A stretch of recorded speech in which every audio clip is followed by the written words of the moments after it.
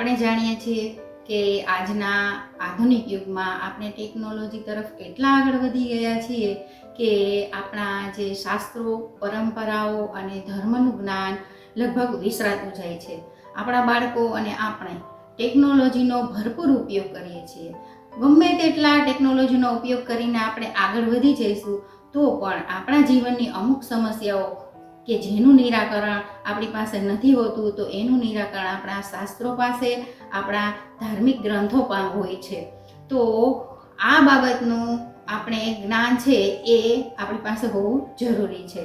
આજના બાળકોનું જ્ઞાન છે એ ટેકનોલોજીમાં ભરપૂર હોય છે, પરંતુ જે શાસ્ત્રો કે પુરાણો વિશેનો કોઈ પણ પ્રશ્ન પૂછીએ તો એનો જવાબ એ આપી શકતા નથી. આ બાબતનું એ લોકોનું જ્ઞાન લગભગ શૂન્ય થઈ જાય છે.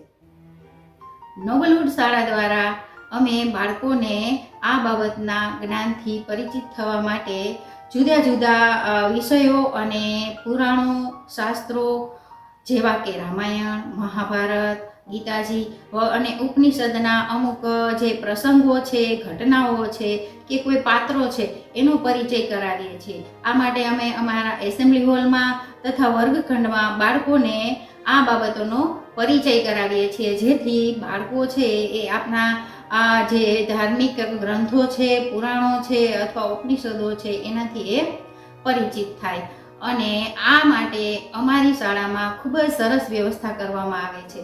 આ ઉપરાંત સરકારે જે ગીતાજીના અમુક અધ્યાય છે અભ્યાસમાં દાખલ કરેલા છે, તો અમારી શાળા દ્વારા બાળકોને વર્ગખંડમાં અલગથી ગીતાજી વિશે પણ જ્ઞાન આપવામાં આવે છે. અને આ માટે અમારા પ્રાર્થના કાર્યક્રમ દરમિયાન પણ અમે સમયે સમયે આવું આયોજન કરતા રહીએ છીએ. અસ્તુ.